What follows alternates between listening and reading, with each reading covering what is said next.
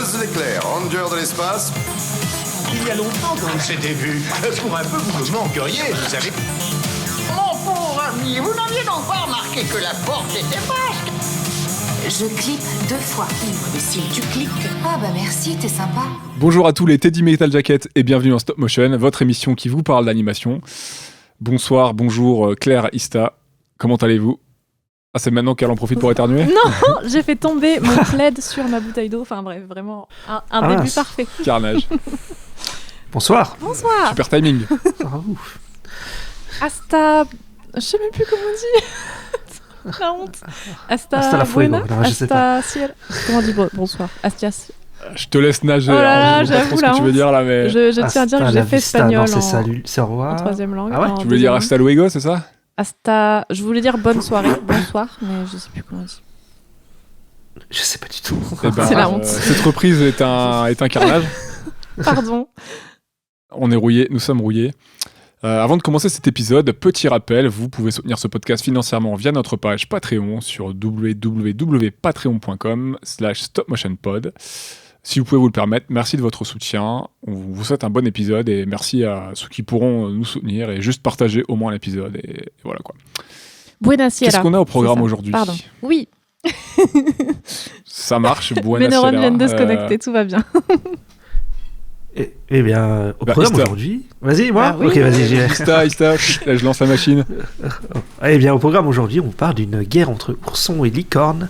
Ça s'appelle Unicorn Wars et c'est le premier film du thème. C'est une vraie boucherie. Donc voilà, on entame nouvelle thématique pour cet enregistrement qui a lieu fin octobre. Oh oui. Exceptionnellement, on a été pas mal occupés ces derniers temps, c'est pour ça que vous n'avez pas eu d'épisode depuis quelques semaines. Et on va pas vous proposer un vote pour cet épisode-là. On n'a pas, il faut qu'on revoie un petit peu les films qu'on va vous proposer. Donc on mettra un vote en place, on vous informera d'un vote en place sur les réseaux sociaux et sur le prochain épisode. Vous aurez normalement amplement le temps pour voter. Voilà. Qui veut nous résumer le film? Enfin, nous introduire C'est pas plutôt toi le film. qui fais le résumé d'habitude. Ah, Il fait surprise. le synopsis. Il fait oui, le c'est synopsis, vrai. pas le résumé. Qui veut nous introduire du coup Unicorn Wars? Allez-y, Claire. Claire? Sûr. Allez. Allez, Claire Ounette. Vas-y. Alors. Bah non, vas-y, Sta. T'as écrit tout un truc et tout. Ah oui, c'est moi qui ai écrit ça. Bah oui, vas-y. Putain, ils sont du père ce soir. Il faut le temps de s'y remettre. Compliqué. Alors oui, Non, c'est l'EHPAD ce soir, l'EHPAD du podcast. Allez, mesdames et messieurs. c'est ça. Eh bien, vous connaissez Il faut sauver le soldat Ryan de Steven Spielberg. Eh bien, c'est la même chose avec des nounours et des licornes. Et du point de vue des nazis. C'est ça.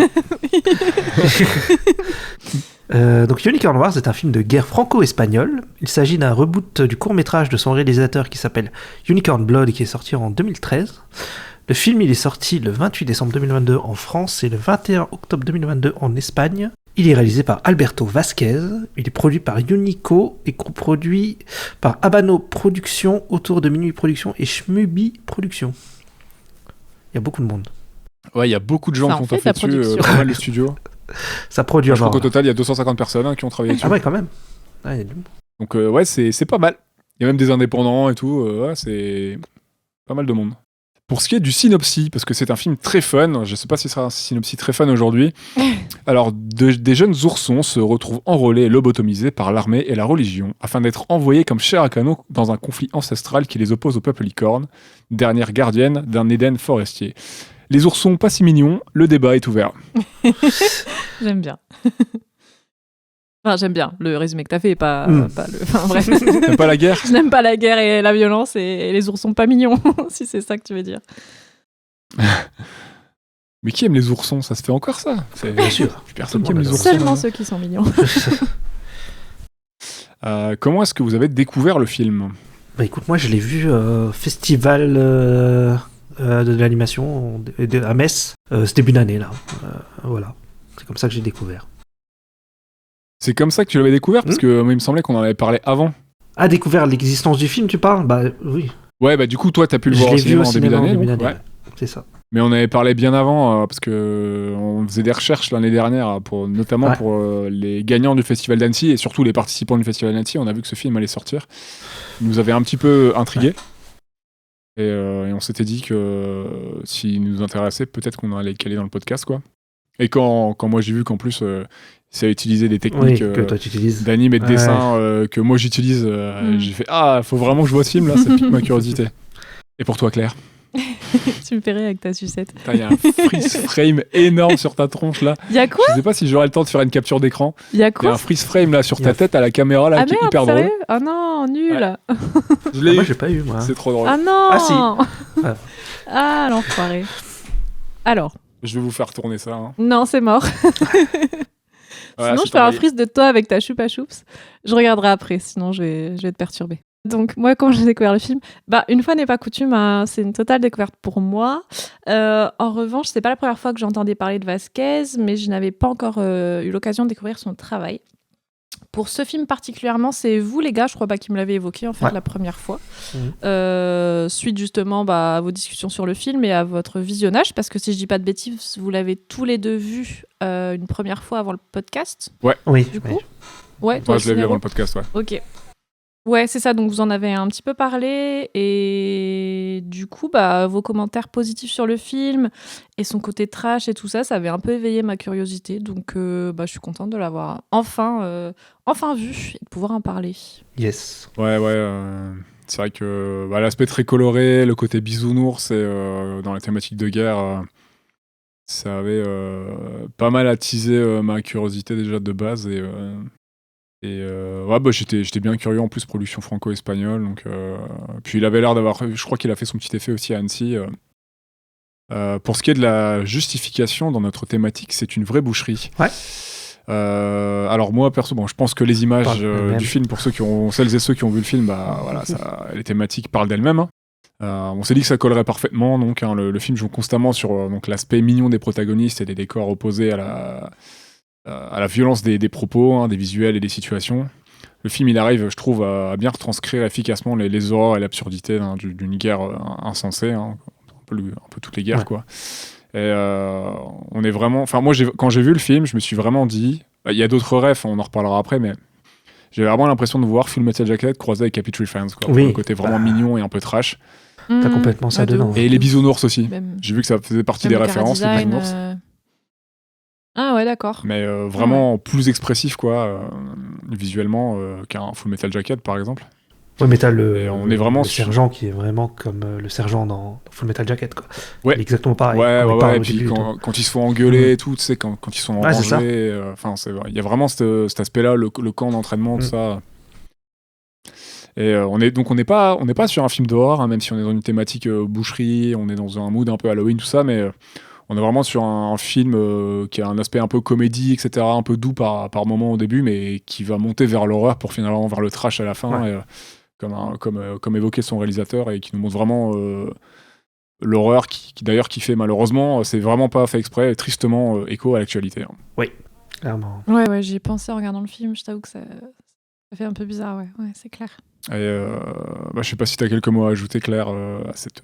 Ouais, Cette ouais. thématique. Ista, je sais pas si toi tu voulais aussi. Non, moi j'ai réussi à le boucher parce que voilà, c'est une boucherie, quoi. It's obvious. Oui, en vrai, ouais, pareil. Le thème, il s'impose de lui-même dans ce film. Pour le coup, ça a d'ailleurs été une vraie surprise pour ma part, parce que même si j'avais eu quelques échos de votre part, je trouve que le film, il joue tellement avec les codes qu'on dirait presque que c'est une autre histoire qui démarre, en fait, suite à la scène d'introduction. On débarque dans cette sorte de camp d'entraînement d'oursons, mi-mignon, mi-glauque, et on comprend vite que ce à quoi on croit avoir affaire sera ensuite mis à mal, et qu'au contraire, le mignon, en fait, il vient servir à un propos d'autant plus violent, et du coup, c'est assez contradictoire, et à la fois, ça marche d'autant plus, parce que, comme on s'attend à avoir un truc mignon, et que, pour le coup, c'est vraiment trash, c'est assez violent, et du coup, les scènes de boucherie, elles nous mettent d'autant plus mal à l'aise, quoi. Il y a vraiment tout un truc qui est instauré un peu comme ça. Donc ouais, ça prend largement sa place dans cette thématique, quoi. Ouais, on est d'accord. Il y a vraiment un gros contraste. On y reviendra de toute façon sur les images, sur Oui, les parce que- différents persos et ce que ça Parce dégage. qu'après en termes de Friends, thématique. le ton était quand même comique, même si c'était ultra violent. Alors que là... Oui, Ouais. oui, que là, il y a autre chose quand même. Hein, ouais. Non, on est vraiment sur une évocation, mais de toute façon, enfin, je l'ai pas vu cité dans les références de c'est Alberto Vasquez. Vasquez. Je voulais pas dire. Ouais, c'est ça, Alberto. J'ai un doute sur son prénom. Mais ouais, lui, il citait du coup en référence, il citait Platoon, Apocalypse Now et Bisounours. C'est vraiment fait exprès d'avoir du coup ce côté vraiment Film de guerre, quoi. nounours qui pourrait être film de guerre et puis le côté vraiment nounours. Bon, on sait que c'est fait exprès, Oui. mais ça évoque vraiment cet aspect bisounours dont il en parle dans une des interviews que j'ai pu lire et pour rappeler ce côté vraiment mignon que tout le monde connaît. Hein, c'est des ours en peluche ultra simples dans leur forme et tout qui peuvent vraiment faire écho faire écho à plein de pays, plein de cultures différentes. Oui, c'est vrai que c'est universel. Hein, Ouais. le petit ourson, même l'ours en peluche, tu vois, typiquement le doudou. Enfin, il y a quelque chose de très enfantin, quelque chose de très lié à Les l'enfance. bonbons comme en ça. forme d'ours. De quoi? Oui, les Ouais. bonbons. J'ai dit les bonbons. Ouais, carrément, j'avoue. Est-ce que tu veux nous introduire le contexte de prod du film? Ouais. S'il te plaît. Alors, je vais faire ça. Donc, Unicorn Wars, il est basé sur le court-métrage Sangre de Unicornio. Je vais le dire avec l'accent, t'as vu. Réalisé par Alberto Vasquez. Alors, sous ses airs de conte aux couleurs pop, Unicorn Wars est une fable sombre pour adultes, selon son auteur. Le réalisateur voulait créer un contraste entre la forme enfantine et le fond bien plus sombre et complexe. Il s'agissait de subvertir les codes de conte pour enfants. Donc il a, je cite, « Je souhaitais que ces animaux à l'apparence douce et mignonne aient des comportements inattendus. » Il ajoute « L'ambition de Unicorn Wars est de casser les genres pour créer un univers original, ouvrir les possibilités de la narration et aborder un ensemble de sujets en toile de fond. » Unicorn Wars puise aussi bien dans l'iconographie de films de guerre comme Apocalypse Now et Platoon que dans le dessin animé Bambi. Alberto Vasquez est aussi allé chercher des nombreuses références dans la Bible. Il dit que c'est l'un de ses livres de fiction préférés. Les licornes, par exemple, ont des noms bibliques, Marie, Ruth ou Judith. Alberto Vasquez définit Unicorn Wars comme une fable anti-guerre qui se penche sur les origines absurdes des conflits les plus dramatiques. Il affirme que c'est une histoire épique émotionnelle, un conte universel qui aborde avec un humour grinçant et à travers la psychologie des thèmes tels que les relations familiales, la religion, l'environnement, l'origine du mal et le pouvoir comme outil de contrôle. Ouais, il disait d'ailleurs, un peu après la sortie du film, que c'était triste, mais que son film faisait écho à ce qui se passait à ce moment-là. Et qu'il pensait pas qu'une guerre en Europe pouvait avoir lieu, donc il faisait du coup écho à ce qui se passait en Ukraine Ouais, oui, là aussi. à peu près la même période, quoi. Et Ouais. il pensait pas qu'une guerre en Europe pouvait... voilà, quoi, ça a surpris. Et ce genre de choses pouvait se reproduire là, de notre vivant, aussi proche de nous, quoi. Eh bien, si, malheureusement. Ouais. Est-ce que tu veux nous donner un peu le CV d'Alberto Vasquez, Claire, s'il te plaît? Donc, Monsieur Alberto Vasquez, il a réalisé... je vais avoir du mal, pardon. Il a réalisé plusieurs courts-métrages, dont Judas, Catholic Scribble and Board Boy, réalisé en 2011. En 2012, Ramiro Suciarata. En 2013, Sangre de Unicornio, dont on parlait juste avant. En 2016, Decorado. Et en 2020, Homeless Home. Et en termes de long métrage, il en a réalisé 2, donc un en plus de Unicorn Wars, qui est sorti en 2015 et qui s'appelle Pisconotas Los Niños Olvidados. Ouais, c'est le nom original. Il est sorti en France, mais je sais plus le nom qu'il a. Je crois qu'il c'est juste Psychonotas, Oui. je crois. Oui, je crois que c'est ça. Ouais. Parce que ce film, je l'ai repéré depuis un petit moment et je voulais le voir. Et je viens en faisant les recherches, j'ai capté que du coup, c'était Vasquez. Et je me dis, ah, ok. Ouais. Mais du coup, je crois qu'il s'appelle juste Pisconotas.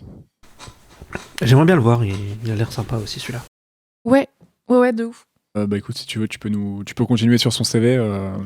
Je ferai peut-être les voices sur un bout de prod, parce que je sais pas si on va dire tous les noms des comédiens, il y en a quand même pas mal. Ah oui, j'ai fait un screen parce que j'ai pas trouvé les noms. Ouais. Bah, au moins, c'est rapide. Bah du coup, Claire, si tu veux continuer sur son CV. Ah, je croyais Ista. Bah non, vas-y, Ista. C'est toi qui Ah moi Non, mais ouais. Bah oui, vas-y. Hein. Alberto Vasquez, il est aussi au scénario de ce film. Et son seul court-métrage qu'il n'a pas scénarisé, c'est Judas Catholic Squirrel, qui a été cité tout à l'heure. Et il est aussi auteur et illustrateur de bandes dessinées comme Das, qui est une bande dessinée à la base, qui est sortie en 2007. Il y a El Evangelio de Judas en 2007 aussi, Alter Ego en 2008 et Akasa 2020. Je continue? Ouais, faites-vous plaisir, allez-y. Vas-y. Unico a produit le long-métrage Psychonautas ou encore Decorado en 2016 et Homeless Home en 2020, qui sont tous les deux des courts-métrages réalisés par Alberto Vasquez. Ils ont aussi produit un court-métrage réalisé par Chris Sambé, qui travaille en tant que directeur d'animation sur Unicorn Wars. Donc c'est un peu un petit monde qui fait un peu tout ensemble, quoi. Ouais. Pour ce qui est du casting, si vous voulez, je m'y colle et puis je vous laisserai parler des infos diverses. Vas-y. Moi, Allez. j'ai les noms VF, c'est pas du tout les noms. Non. Je sais pas qui c'est les personnages. Mais ok. Célestin, c'est Azul. Ok. Après, le reste, comme il n'y a pas les prénoms, je sais pas. Ah, c'est Gordy son nom. Putain, j'ai essayé de. Parce que du coup, dans mes notes, j'écris Assouline, donc son nom en VO, et je me souvenais plus de son nom en VO à son frère, donc je l'ai appelé Dodu. Donc j'ai fait Mais il s'appelle Dodu en. Ouais, il s'appelle Dodu en VF, ouais. Ouais. Du coup, j'ai fait un petit peu le mélange VF-VO. Ouais. Gordy. Sergent Grocal, hein. Il y a que des noms comme ça. Bah, je vais donner que la VO, hein, comme la VF, je sais pas qui fait quoi. Bah, il y a que Célestin que j'ai trouvé en VF, sinon, ouais. Pour le casting VO, de toute façon, je crois qu'on l'a vu tous les trois en VO, c'est ça? Moi, j'ai regardé en VF, moi. J'ai pas vu VO. Ok. Ok. Donc on a John Gorizalea qui fait Azulin, on a Jayon Insausti qui joue Gordy, on a Ramon Barea qui joue le narrateur, Xema Regalado qui joue le père, on a Manu Heras qui joue Sargento Caricias et le papa. C'est peut-être le père, non? C'est le prêtre, ouais. Le prêtre, ouais. Je pense que c'est plutôt Padré le père, à mon avis. Et papa, Oui, ça non, doit mais être Ah oui, le c'est ça, daron. ouais. Oui, papa, c'est oui. le père. Je disais père, genre le curé, Ouais. quoi. Ouais, Ouais. c'est ça. On va pas citer tout le monde parce qu'il y a beaucoup de personnages. De toute façon, il y en a surtout deux importants, quoi. Ouais. Pour ce qui est des infos diverses, qu'est-ce que vous pouvez nous dire? Bien, vas-y, je vais te dire ce qui s'est passé. Alors, attends. Ah, voilà, alors le film, il a été présenté pour la première fois lors de la 45e édition du Festival d'Annecy avec une version Work in Progress en 2021. Il était ensuite présent lors de la 46e édition du Festival d'Annecy, donc celle d'après en 2022. Mais cette fois, il faisait partie de la sélection pour les films en compétition. Unicorn Wars a été présenté la première fois aux États-Unis lors du Fantastic Fest de 2022. Le film, il est nommé à la 10e édition des Feroz Awards pour un Special Award, Fiction Film. Il a été aussi nommé à la 78e édition des CEC Medals dans la catégorie Meilleur film d'animation. Il a reçu le prix du meilleur film d'animation à la 37e édition des Goya Awards. Il était aussi nommé pour la meilleure chanson originale avec la chanson Batala de Joseba Berinstein. Il a été nommé dans 6 catégories à la 21e édition des Mestre Mateo Awards, dont meilleur réalisateur, meilleur scénario, meilleure direction artistique, meilleur montage, meilleur son, et il a gagné le prix du meilleur film d'animation. Il a été aussi nommé pour meilleur film d'animation à la 10e édition des Platino Awards. Et pour finir, il a été nommé lors de la 6e édition des Quirino Awards pour Best Ibero-American Feature Film. Et pour la petite anecdote, il y a un jeu mobile. Donc le jeu mobile Unicorn Wars, il est gratuit et il est disponible au téléchargement sur Android et iOS. C'est un jeu de type shoot'em up dans lequel le joueur contrôle Célestin, qui, seulement équipé de son arc et de ses flèches, doit survivre aux attaques incessantes des licornes et les tuer le plus rapidement possible afin de marquer des points pour passer au niveau suivant.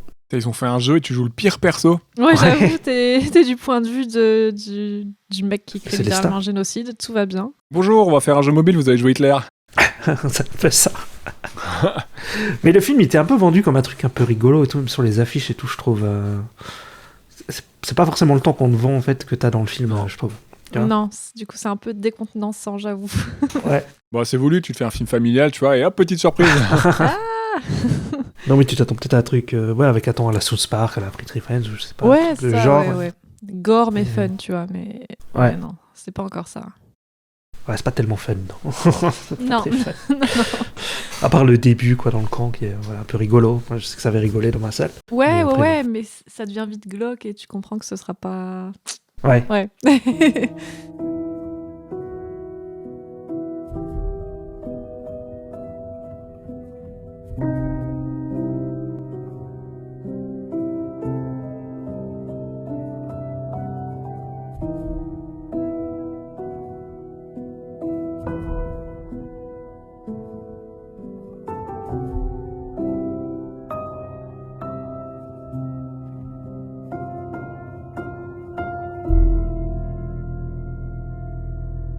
Du coup, comme on commence à l'entamer, et qu'est-ce que vous avez pensé de ce film, mesdames, messieurs? Ah, j'ai trop parlé, à vous. Ah. Ah bah, je t'en prie, Claire. L'honneur. Et bah, go. Eh bien, au début, j'ai pas trop su quoi penser de mon visionnage, j'avoue. J'ai été, je pense, vraiment perturbée en fait par les contrastes de fond et de forme. Pour parler déjà d'un point de vue purement esthétique, j'ai été déjà très partagée dès le début parce que l'esthétique visuelle et graphique de la scène introductive, elle m'a conquise immédiatement. On est vraiment dans un aspect très coloré qui nous évoque directement la peinture, le dessin, avec des couleurs très pop et qui nous plonge dans un décor bucolique, poétique. Et même quand le temps s'assombrit et quand Maria découvre l'église, il y a un jeu visuel qui est impressionnant et qui, moi, m'a beaucoup plu. Les différences d'échelle pour créer un sentiment d'écrasement, les arbres qui sont vraiment sombres et opaques, on dirait presque une maquette en carton ou en papier, fait de rouge et de noir teinté, c'est vraiment joli. Et là, d'un seul coup, on passe à une esthétique beaucoup plus cartoonesque qui casse totalement avec les premières minutes du film. Et j'ai eu la sensation de, comme tu disais, de retrouver les personnages des Happy Tree Friends. Et c'était vraiment bizarre, tu vois, avec même dans même dans l'approche, c'était différent. Du coup, il y avait une sorte d'humour un petit peu comme ça, un petit peu vulgaire, un petit peu trash. Qui m'a fait vraiment bizarre et limite comme une sorte de mini-choc parce que j'ai eu du mal à accepter ce changement en fait. Ça peut paraître bizarre mais ça m'a vraiment créé une sorte de petit malaise d'un seul coup de trancher comme ça sur quelque chose de totalement différent. Mais ce qui est intéressant c'est qu'en fait tout le film est comme ça et c'est vraiment basé sur ce principe de casser les codes et les genres et à chaque fois de violenter un petit peu le spectateur qui croit s'accommoder à un style, à une ambiance avant de comprendre que non, le film va encore prendre des virages et va encore bouleverser sa forme pour encore mieux délivrer le fond de son propos. Et je pense qu'en ça fonctionne très bien, parce que finalement, j'ai été de maintes fois mal à l'aise, j'ai été prise au dépourvu, j'ai été secouée. Des fois, je pensais vraiment ne pas aimer le film, et à d'autres moments, au contraire, vraiment l'apprécier. Donc il y a un équilibre qui est constamment brisé, et si à certains moments, on croit assister à une scène comique, en fait, on assiste véritablement à une scène horrifique, et ce jusqu'à la fin, où on est vraiment captivé, je trouve, par le message très concret, très sombre qui nous est proposé et on a vraiment la sensation de se prendre une claque, surtout jusqu'au final, quoi. Certaines choses dans l'évolution de l'histoire, des personnages principaux peuvent paraître convenues, attendues, voire même surfaites parfois. Et à côté de ça, plus ça monte, plus on saisit les doubles sens, les messages politiques, écologiques, les critiques acerbes du monde humain et de sa quête de pouvoir et de contrôle sur ce qui l'entoure, où la traîtrise et la manipulation frappent à chaque niveau. Donc, globalement, en conclusion, je pense pouvoir dire que c'est un bon film, car il réussit ce qu'il cherche à entreprendre. Je ne suis pas sûre de pouvoir dire que l'expérience du visionnage m'a été agréable à tout point, à tout moment. Je ne sais pas si j'ai vraiment apprécié ou adoré, tu vois, mais en tout cas, j'ai été marquée. Et je pense qu'en cela, c'est signe que le film est réussi. On est surpris par l'intelligence et la complexité du propos, derrière une apparence parfois puérile, faussement légère, qui en fait un film doublement violent. Voilà. Ouais. C'est vrai que ce film, c'est vraiment une descente aux enfers. Hein. Ça commence un peu léger et... Ouais, ça fait que de descendre après. Et qu'ils arrivent dans la forêt. Un petit avertissement vite fait quand Maria elle rencontre le miasme là dans l'église là. T'as le titre. Après, tu passes sur un truc plus léger, un peu comique. Et à partir de là, petit à petit, c'est vraiment une descente jusqu'à la folie, jusqu'à la fin, quoi. Ouais. Mais c'est vrai que le film, il commence par un truc plutôt glauque, quoi, au tout début. C'est beau, t'as une mise en garde, et puis d'un coup, tu repasses sur un truc un peu comique, quoi. Ouais. Quelques instants, vraiment pas longtemps. Ouais. Oui, pas très longtemps, 10 minutes max, je dirais. Mais moi, je sais que quand je l'ai vu, le début, tout début, là, que tu disais, avec les licornes et tout, ouais, j'ai pris une petite claque, parce qu'en plus, quand il commence, tu sais, t'as juste le titre, avec ça te fait un truc un peu synthé et tout, ça fait un ouais, et tout. Ça. Je fais, ça va être trop bien et tout. Ouais. C'est clair. J'étais en mode, ça va être incroyable. Et j'ai aussi eu ça, et du coup, j'étais prise au dépourvu, parce que on change vraiment du tout au tout, quoi. Ouais, t'as deux esthétiques dans le film. T'as l'esthétique des nounours et l'esthétique des licornes qui est complètement différente. Ouais. Mais ouais, moi j'ai trouvé le film en tout cas plutôt cool. Enfin, en tout cas, je trouve comme toi qu'il est marquant, quoi. Je sais pas dire non plus si j'ai adoré ou quoi, mais je trouve qu'il est marquant en tout cas. Et en tout cas, il fait quelque chose, quoi. Il y a des scènes vraiment qui te restent en tête après avoir vu le métrage. Et moi, en tout cas, il est intéressant. Il a plusieurs esthétiques, il y a de la mise en scène assez chouette et je trouve les personnages, bon, ils sont, c'est pas des bons gars, mais bon, ils sont tous bien caractérisés et ils ont tous un peu leur personnalité et tout. Je trouve ça plutôt chouette. Et ouais, et puis ouais, tous les messages politiques, tout ça, ça rend un film quand même assez intéressant et vraiment unique, je trouve, dans son esthétique et dans tout en fait, dans tout ce qu'il fait, dans tout ce qu'il entreprend. Voilà. Ouais, c'est vraiment un bon film de guerre. Hein. Ouais, clairement. C'est vraiment un bon film de guerre et je trouve qu'il a bien. Il s'est bien ancré dans le genre et je pense qu'il a rien à envier à du Apocalypse Now ou autre chose, certaines choses quoi. J'ai pas vu Apocalypse Now, désolé. Non, non plus. Un film comme Apocalypse Now, c'est vraiment. Tu peux en parler de plein de manières différentes, mais ouais. Je trouve que c'est une bonne synthèse de la descente aux enfers. J'ai pas eu depuis très longtemps, mais c'est vraiment ce que j'avais ressenti à l'époque. C'est vraiment une descente dans la folie, quoi. Et je trouve que cette image-là, une des images qu'on peut associer à la guerre, on le retrouve bien dans le film, et c'est à beau être des petites licornes et des nounours. Enfin, on est vraiment dans une bonne synthèse de film de guerre, et entre autres choses, mais oui. Sous couvert de la guerre. Et là-dessus, c'est impressionnant, quoi. Moi, globalement, j'ai trouvé très cool. Quand j'ai découvert le film, j'ai vu très peu d'images et j'ai été surpris par la violence de certaines d'entre elles, hein, contrasté avec vraiment l'ambiance pipou et mignonne. Hein. On n'est pas loin des bisounours, hein, vraiment par moments finalement, hein, comme en parle Vasquez en interview. Mais très vite, les personnages et les situations, ils nous amènent à quelque chose de très... c'est un film très réel et réaliste dans son approche des thématiques, je trouve. Mais voilà, c'est comme si on avait grimé un film historique ou un documentaire pour le rendre mignon, quoi, mais en gardant le sujet, l'essence du sujet pour parler on pourrait parler des adultes, quoi, sans problème, quoi. Enfin, c'est un film très mature dans son approche, dans son propos, et très très personnel aussi, je pense. Je pense. Le réalisateur en parle en interview. C'est complètement personnel, oui. Oui. Pour ce qui est de la DA, moi j'ai beaucoup l'idée d'associer le côté enfantin et la violence. Donc Alberto Vasquez nous propose un univers vraiment très coloré, c'est loin d'un habillage réaliste. Je trouve que l'ambivalence fonctionne bien avec une grosse préférence pour les moments forestiers, avec les licornes, hein, qui sont plus poétiques dans l'approche. Ouais. Et aussi pertinent que l'ADA, voilà, certains sujets épineux sont abordés frontalement avec une réflexion sur la guerre, la religion et le racisme, entre autres. Hein. On peut aussi parler d'écologie, par exemple. Mais que je trouve pas caricatural. Autant les persos sont caricaturent un peu des traits, on est sur des nounours, on est dans du cartoon, mais je trouve que les sujets ne le sont pas.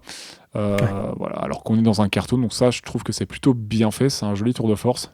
Et j'apprécie la démarche du réalisateur, hein, parce qu'on comprend assez aisément, je trouve, la volonté pacifiste de son récit. On est vraiment dans l'absurdité, il nous démontre bien l'absurdité globale de la guerre. Voilà, c'est un film qui pourrait paraître drôle et feel good de prime abord, mais que je ne vois pas regarder sans être dans un certain état d'esprit, finalement, tu vois, comme un Platoon ou autre, par exemple, quoi. Et voilà, donc à la fin du film, j'ai pas pu m'empêcher d'acquiescer ce que j'avais vu, hein, de m'interroger, parce que il appelle une certaine réflexion, hein, même si je partage déjà certains points de vue avec le réalisateur. Le film, il a une fin très cynique et nihiliste, franchement, aucune once d'espoir pour le futur. Et moi, à la fin, j'étais en mode... bonne soirée, super. C'est ça, c'est vraiment ça. Super l'ambiance, je vais me coucher et on verra demain. Allez, quoi. Une petite camomille et au lit. Après, j'ai pas tout compris, la toute fin. Enfin, si vous avez une explication, je suis pas sûr d'avoir tout compris, moi. Mais... on va en reparler. Il livre un peu certaines choses, mais de toute façon, il y a aussi des éléments qui ne peuvent être interprétés de plusieurs manières. Je pense que c'est aussi fait pour avoir un aspect universel sur certaines choses, pour que son récit puisse parler vraiment à un max de monde, un max de culture, quoi. Donc, je pense qu'il y a des choses qui sont ouvertes exprès. Et non, parce que pendant tout le film, c'est plutôt premier degré, et puis la toute fin, j'ai dit, c'est bizarre, j'ai pas tout compris. Ouais, il y a un côté métaphorique, mais qui est déjà implémenté dans l'intro, finalement. Donc, Ah oui, c'est vrai, oui. Mais on y reviendra, on va en reparler un petit peu, putain, et Vasquez en parle un petit peu de ce passage-là. Je l'ai pris je trouvais ça intéressant. D'accord, c'est intéressant. D'avoir son élément de réponse. Et voilà, pour finir, je dirais qu'on est sur un film plutôt malin, avec une approche intéressante, pas forcément révolutionnaire dans ses thématiques, mais au vu de la gueule de notre monde, ça fait pas mal de rappeler certaines bases, je crois, à certaines personnes. Donc un film comme ça, de temps en temps, c'est bienvenu, surtout quand c'est bien fait, avec une démarche plutôt intéressante et des très très jolis visuels. Ouais, moi je suis d'accord, effectivement. Quelle est votre séquence favorite? Vas-y, Claire. Bah, Allez, du coup, Claire commence. Du coup, j'ai pris la scène finale.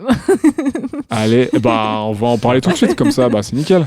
Toi, t'as pris laquelle, Ista? Moi, celle où il mange les verres.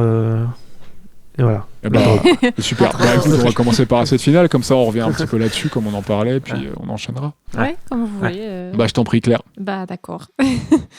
Du coup, ça peut paraître un peu convenu de prendre la scène finale. Et au départ, je voulais peut-être plutôt partir sur autre chose, mais en fait, ça aurait été un peu dommage, car c'est vraiment cette scène-là qui m'a le plus marqué et qui a un peu scellé, entre guillemets, mon expérience du film.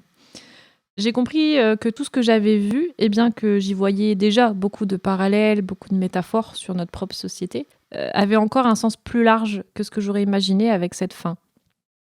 Pour remettre du contexte, donc en fait, on assiste à la chute des oursons et des licornes. Toutes les licornes sont massacrées jusqu'à la dernière, dans une violence inouïe. Donc Assouline, le dernier soldat encore debout, le personnage principal, dévore la chair de Maria après avoir assassiné son frère, Dodu. Finalement, née du corps sans vie de la petite licorne, la masse monstrueuse qu'on avait aperçue en effet dans la scène d'introduction, et qui avale le corps de Dodu ainsi que celui d'Assouline pour finir par se transformer en une silhouette humaine sombre qui entame une marche macabre sur une rivière de sang, de chaos, suivie par la horde de singes du coup qui vénérait cette masse organique dans l'introduction et dont on parle un petit peu aussi durant le métrage. En fait, avec cette scène, j'ai eu la sensation de retrouver déjà l'esthétique visuelle du début du film, de la scène d'introduction. Encore une fois, on vient recasser les codes graphiques proposés sur la plus grande partie du métrage, donc l'aspect plus cartoon de tout le développement de l'histoire de Assouline et de son frère et des oursons. D'un seul coup, ça n'existe plus. On repasse sur cette esthétique qu'on avait découvert avec l'introduction. Très, très peinture, ça fait très tableau. Exactement. Il y a un côté très rough dans le trait. Ouais, c'est ça. Ouais, très... Et on quitte le côté un peu lisse, contour et un peu plus défini des oursons. Un cartoon un peu plus traditionnel, on va dire. Exactement, qui vient limite un peu plus défini dans les formes. faire personnage de BD, ce qu'on pourrait... ou de dessin animé au sens, tu vois, de cartoon, quoi, vraiment. Là, on revient en effet sur un graphisme plus peintural, c'est pas un mot qui existe, mais voilà, quelque chose de... plus pictural, on peut dire, je pense. Ouais, c'est ça. Moi, je dirais que c'est des ombres, quoi. Ouais, il y a un truc un petit peu... Ils sont tout noirs, avec des yeux, c'est tout, quoi. Avec les formes, les silhouettes... Tu fais pas si bien dire, hein. Oui, c'est... Ouais. Pourquoi ? Non, mais dans les refs, oui, enfin c'est voulu, mais ça cite des références du coup d'époque. Moi, j'en reparlerai un peu après. D'accord. Mais il y a vraiment cette volonté-là d'opposer ces styles, de toute façon, et des fois aussi de retourner un peu ce qu'elles veulent dire. Mais on va en reparler au fur et à mesure. Je t'en prie. D'accord, ok. Non, attends, je t'en prie, c'est intéressant. Et du coup, cette nouvelle cassure, elle est violente. Enfin, pour moi, elle a été violente. Presque plus que tout ce qu'on a vu, limite, pendant le film. Et on a presque l'impression que, justement, tout ce qu'on a vu entre la scène d'introduction et cette scène finale, finalement, c'est violent parce qu'on se rend compte qu'elle n'a aucune sorte d'importance. Pourtant, tout le film développe l'histoire très personnelle, familiale, complexe, émotionnelle d'Assouline et de Dodu. On a la sensation que c'est ça, en fait, le centre de l'histoire, que c'est la pierre angulaire du récit. Et là, d'un coup, on comprend que non. Tout ça est envoyé au tapis, tout est avalé, il reste plus rien de ces êtres-là, insignifiant au regard de ce qu'on voit naître à la fin, réduit à néant avec le reste. En fait, au début, je pensais, pendant le film, que les oursons, c'était une forme de représentation de l'humanité et de ses dérives, mais on se rend compte qu'au final, ils sont une sorte plutôt d'origin story de l'humanité, un terrain de naissance de l'homme, perçu comme une entité un peu monstrueuse, divine, immense, sombre, conquérant d'une nature abolie et détruite entièrement. Donc l'homme est né sur une terre de désolation, entre l'avidité, le pouvoir, la manipulation, la destruction, la haine, les croyances biaisées et menant à une violence croissante. Le faible espoir de bienveillance et de bonté, qui sont symbolisés surtout par Dodu ou encore Maria. C'est ce que j'allais dire, Dodu. Il est vraiment détruit dans l'horreur. Enfin, il y a plus une once d'espoir, comme tu disais si bien, Nero, à la fin. À la fin, c'est une nihiliste de ouf, quoi. Enfin, on est vraiment sur quelque chose de... Ouais. Les gars, il n'y a pas d'avenir. Enfin, c'est mort, c'est plié, c'est fini. C'est ça. Quand tu penses que tu peux encore y croire, en fait, à la fin, non, quoi. Genre, l'innocence ne survit pas. Au contraire, elle est malmenée, elle est traquée et elle est assassinée. Donc, c'est assez dur comme propos, quoi. Et je trouve que c'est intéressant de voir cette grosse masse avaler à la fois Dodu et Assouline avant de se muter en homme. Finalement, ces deux oursons, on peut les voir comme les incarnations imagées du bien et du mal, le bon et le mauvais, plus grossièrement le meilleur et le pire. Et le symbolisme, du coup, est intéressant parce que c'est ça qui va venir créer l'homme, l'humanité avec un grand H. Et finalement, c'est vraiment ce qui m'a marqué. Chaque fois que je croyais saisir le propos, le film vient me montrer que non. Et ce final, intrinsèquement lié à sa scène introductive, est réellement puissant et doublement violent. Parce qu'il nous montre ce qu'il nous révèle et tout ce qu'il efface, ce qu'on a vu avant pendant 1h15 en fait. On se rend compte que toute cette histoire développée au milieu du film, à la fin c'est piétiné, quoi. Limite c'est un détail, malgré l'immense violence que ça nous montre déjà, malgré les échos que cette histoire d'ourson fait à notre existence, toute la complexité qui est développée, ça disparaît, quoi. En un claquement de doigts, ça disparaît. Et ça reste un point perdu dans l'immensité de l'univers. Du coup, je trouve ça archi violent. Genre, on développe des trucs ultra personnels. Et en fait, tu te rends compte que ça n'a aucune sorte d'influence en fait, sur le cours de l'histoire. Enfin, si, ça vient créer ce qu'on a à la fin, mais c'est piétiné en 2 secondes. Et donc, du coup, cette violence, elle a plusieurs visages. C'est pas que du gore. Et c'est ça qui m'a beaucoup plus marqué, limite, que les scènes gore, même si c'est déjà marquant en tant que tel. Hein.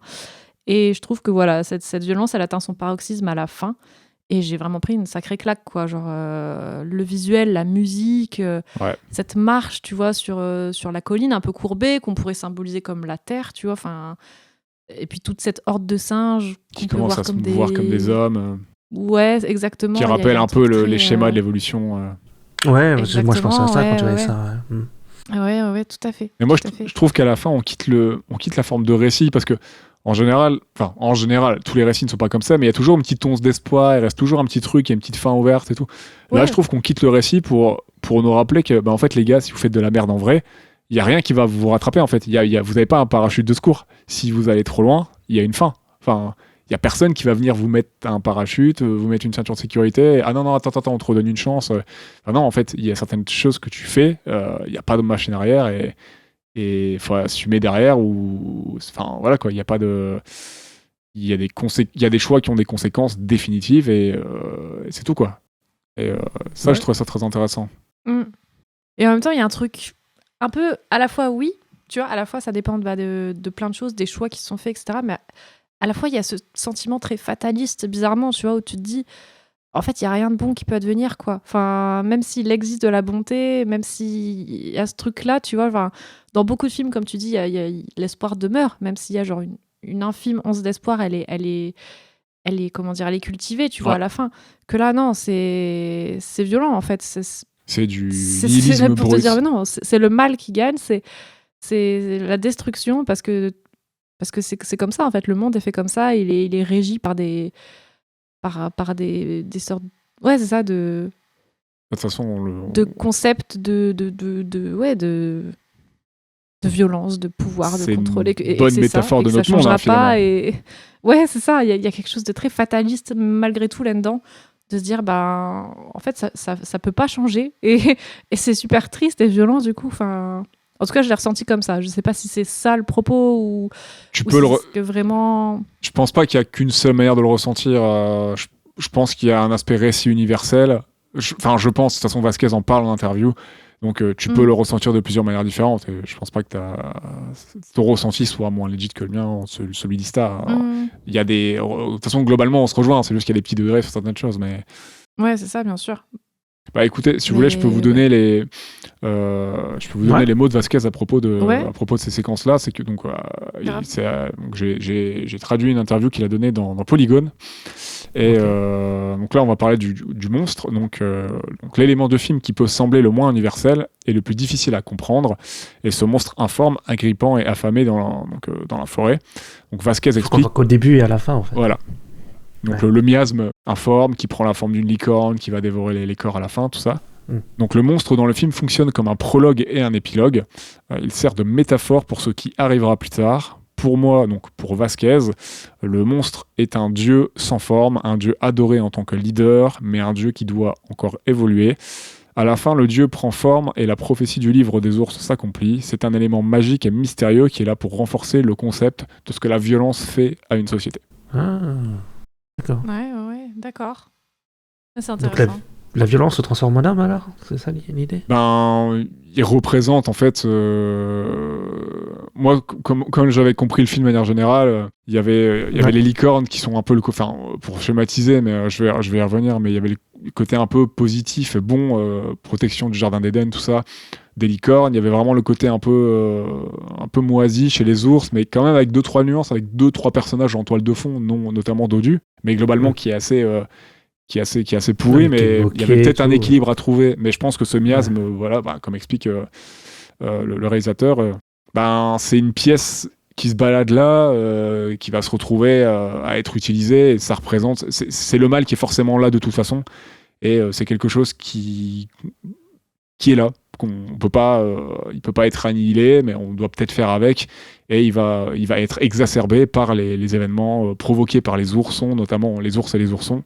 Et ces actions plus ce mal, ce sorte de dieu qui peut représenter du coup le mal à l'état pur, la violence, va être exacerbé par les actions des oursons et se transformer en mélangé à des restes du coup de licornes et d'ours, va donner l'humanité. Mais voilà, ce dieu qui était déjà un peu suivi, enfin adulé, mais et abîmé aussi par des sortes de primates qui vont se mettre à suivre l'humain, qui va naître de tout ça, quoi, de tout ce voilà, de cette guerre licorne, négativité finalement, de cette destruction, de ce mal, de ces morts, et du peu de bonté qui va rester, qui va être annihilé. Voilà.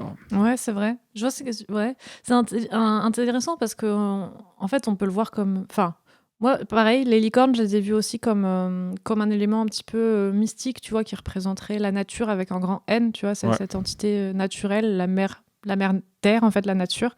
Et les oursons, du coup, à la fin, enfin, au début, je pensais que c'était une représentation de l'humanité, mais je les vois plus peut-être maintenant comme des concepts, tu vois, les concepts qui ont un peu prédéfini l'humanité, comme la religion, la guerre, tout ça, c'est des choses qui vont un peu façonner l'histoire de l'humanité, finalement, et qui vont faire naître l'homme. Et j'ai l'impression que, du coup, à la fin, la nature est complètement détruite, ses ressources sont brûlées, sont assassinées.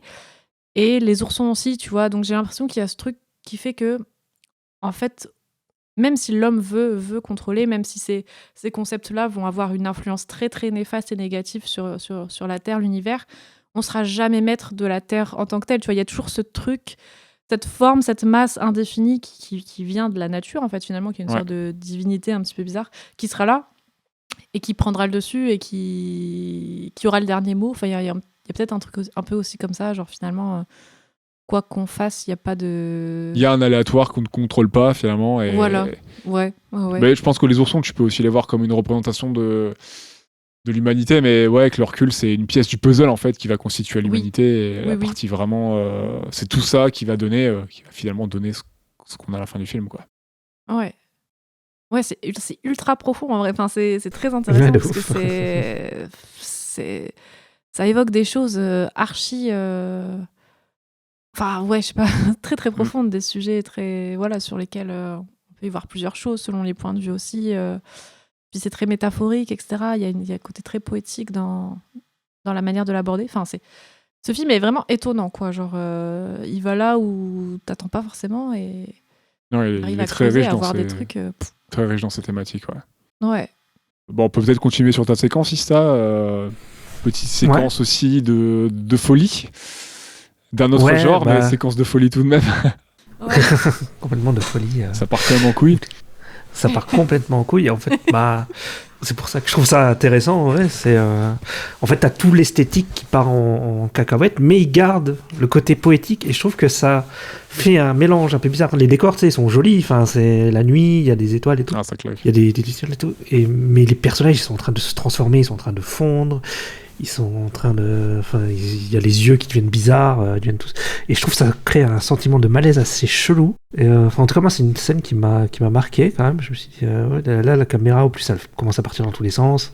Il y a des transitions un peu Il y en a une bien foutue là où tu vois le prêtre et ça se met sur la lumière et après ça va dans la forêt et tout. Ouais, donc pour rappel, on parle du coup de la séance au camp après la première journée en forêt où ils vont se mettre à tous à sucer de la chenille. Donc ne fais pas ça, c'est réalisé par des professionnels et ça part quand même en couille. Ouais, ça part complètement en couille et ouais, je trouve que j'aime bien le sentiment que ça fait. Je trouve que ça donne un truc vraiment unique dans l'idée, quoi. Ouais. Après, voilà, c'est pas pour les thématiques parce que là, en fait, il y a pas de thématique vraiment. Enfin, oui, bon, ça fait très LSD, quoi. Mais il y a pas vraiment de thématique, mais c'est vraiment plus pour l'esthétique, pour voilà. Si, je pense qu'on peut voir une première. Enfin, Mhm. on peut voir plusieurs choses, ouais, bah il y a Ouais, de toute façon la folie, une première entrée dans la folie. Hein. Ils Oui. pètent un plomb, Oui. ils ont besoin de. Ils commencent à péter des plombs, ça va décompresser. T'as la mise en garde du prêtre. Attention, si Ouais, c'est vous vrai. faites un faux pas, la colère de Dieu, ça battra, ce genre de truc. Ouais. Le militaire qui s'emporte. Oui, il y a un meurtre aussi à ce moment-là et un suicide. Donc ouais. ça commence c'est les premiers mots. archi mal, ouais, c'est clair. Ouais, ça finit très très mal. Et d'ailleurs, quand tu vois après, c'est tout gris et tout. Je trouve que quand tu vois l'ours pendu, ça fait quand même un truc, quoi. Avec les éclairs et tout, comment c'est filmé du haut et tout. Je dis, c'est un peu choquant, quoi. Tu vois, c'est un peu. Je suis d'accord. Ouais, en plus c'est très psychédélique. T'as quand même la détresse qui est bien montrée durant. Enfin, les persos ils se retrouvent seuls avec eux-mêmes, complètement sous influence de cette drogue de ces chenilles qu'ils ont absorbé. Ils se retrouvent seuls avec eux-mêmes. Personne peut les Complètement, aider. Bon, ça va partir en cacahuète. Hein. Ils Oui, perdent parce le qu'il y a les. contrôle sur leur corps. Oui, complètement. Ouais. Bah, t'en as un qui a un problème au pied après, et qui se fait Ouais. trancher le pied. Je crois que c'est à ce Il se moment-là. fait mordre, Ouais. je crois, Ouais. par une bestiole. Petite gangrène, ouais, il se fait mordre un peu avant. Ouais. Et ouais, c'est voilà. C'est surtout C'est une scène très psyché. J'ai Très trouvé psyché, très ouais. sympa aussi. Oui. Et... qui change l'esthétique que t'as pendant tout le film, en fait. C'est vraiment une scène unique, je trouve. Ouais, c'est vrai, c'est une petite Ah, parenthèse. ils se sont fait plaisir. Également surprenante, ouais, parce qu'elle arrive aussi un petit peu comme ça Mm. et encore une fois pour mener vers des choses violentes et dramatiques et horribles. Mais au début, enfin, c'est ça aussi, tu crois que ça va peut-être être une séquence un peu fun, un peu bizarre, tu rigolote, vois, ouais. un peu. Ouais. Et en fait, non, malgré tout, on revient dans un truc glauque finalement. En fait, tout ramène à l'horreur, quoi. Même Ouais, quand ouais. ils essaient d'échapper à la Ouais, c'est réalité, en fait, ça les rattrape. Il y a une sorte de truc un peu comme ça, de violence qui est là et qui sera là coûte que coûte, quoi. Et quasiment tous appellent à l'aide. On est Oui, tout vraiment le dans une monde, scène je de crois. détresse, Ouais. Oui, oui. de folie avec Celui les qui se prend, en distorsions fait, de l'écran. Ouais, non, Ouais. c'est... Mais il y a tout des lumières et tout vachement flashy à ce moment-là. Ouais. Tu sais. Ouais. Je sais pas, je trouve que ça donne une esthétique assez sympa, mais en même temps, ça crée un truc poétique, ça crée un truc de malaise dans des décors poétiques. Et je trouve que c'est vraiment, ça donne vraiment un ton unique. Je trouve que je pense pas avoir vu ça autre part que dans ce film-là, en fait. En tout cas, moi, ça m'a, j'ai dit, c'est la première fois que je vois ça, quoi. Parce que sinon, tu sais, il y a des scènes un peu LSD comme ça dans les Astérix, tu vois. Il y a quand Ouais. l'artiste Ah, va tout va, oui. ou ce genre de truc. Tu vois, mais c'est plus rigolo. et Oui, puis là, voilà. c'est beaucoup plus léger, ouais. Non, là, on est sur un propos... on est sur un ton un peu fun, mais avec une écriture assez réaliste et... Enfin, assez réaliste. Assez dure et crédible, quoi. Donc... tout de suite, en fait, le côté fun amené par les visuels, avec les thématiques, tu fais ouais, non, en fait, c'est pas drôle, en fait. Je sais pas qu'est-ce que je regarde là. Enfin, Ouais, c'est ça. ouais. Qu'est-ce que je regarde? c'est vraiment une descente aux enfers, quoi. Bah ouais. Puis même tu sais, les vers de terre qui mangent, là, les vers multicolores, ils sont mignons, ils ont une Ouais, quand ils petite tête. croquent dedans, toute je dis, sympa. ah, mais c'est pas cool. Ouais. Chérie. Ouais, C'est clair. c'est vraiment fou, ouais. Vraiment, cette séquence, en plus, visuellement, elle est vraiment chouette. Ah, moi je trouve qu'elle a un vrai Beaucoup truc, apprécié en les tout cas. couleurs. Ouais. Mais les persos font flipper, tu vois, avec la bave aux lèvres et tout, les yeux chelous. Ouais, et puis se mettre à fondre. Ouais. Ouais, on est dans des. On transcende un un peu peu Roger la Rabbit avec la réalité, trompette, ouais. Il y a là. des trucs bizarres, difformes. Voilà. En tout cas, moi, ça fait partie des scènes qui m'ont marqué dans le film. Avec d'autres, bien sûr, mais ça, c'est ce que je me rappelle le plus, en tout cas. Ouais, je comprends. Ouais, elle fait clairement partie des scènes les plus marquantes. Mais c'était pas si facile que ça de choisir. En vrai. Moi, j'ai vraiment hésité. Hein. 3 scènes Ouais, j'ai qui me faisaient galéré bail, aussi. ouais. Ouais, je comprends. T'as pris quoi, toi, Néron, d'ailleurs? Oh, belle transition. Ah, t'as vu? Moi, j'ai pris Maria qui discute sur le lac. Ouais, ok. Mais j'ai failli prendre aussi soit la séquence d'intro, soit la séquence de fin. C'était compliqué de choisir. Mais même moi, les flashbacks, je les trouve aussi intéressants, tu vois, avec Célestin. Oui, bah, même oui. ceux-là sont cool. c'est vrai, ouais. Ça te raconte toute leur histoire. Ça te permet de comprendre la psyché du personnage, la relation qu'il a avec son frère, avec Dodu. Parce que Azouline, là, Célestin, c'est vraiment une ordure, quoi. Bah, Ouais, c'est mais juste parce qu'il est arrivé deuxième, un quoi. psychopathe, un sociopathe, Pourri je sais pas jusqu'à c'est la quoi le moelle, terme quoi. exact, mais ouais, il y a quelque chose de très... c'est la naissance d'un... Enfin, dès le début, tu vois qu'il y a un truc qui va pas et que la violence, elle est croissante et qu'il supporte absolument pas la frustration, etc. Enfin, c'est un personnage horrible, quoi. Enfin, qui est dressé comme quelqu'un Gros d'extrêmement perso cruel. toxique. Ouais. Ultra toxique. Mais dès qu'il est bébé, Ouais, quoi, de c'est ça ouf, qui est ouf. C'est que dès qu'il a la couche et puis direct, il la regarde méchamment, il regarde sa mère ultra méchamment. C'est clair. Toxicité incarnée. Ouais, en même temps, c'est bizarre parce que du coup, ils arrivent à nous faire comprendre ce mal-être, tu vois, qu'il a depuis qu'il est né, quoi. Enfin, genre, à travers son histoire familiale, même si ça justifie évidemment rien, ça aide à comprendre la psyché du personnage, son évolution, tu vois. Pourquoi on en arrive à ce grand final, finalement, quoi. Et donc, moi, j'ai pris la séquence de Maria sur le lac, donc...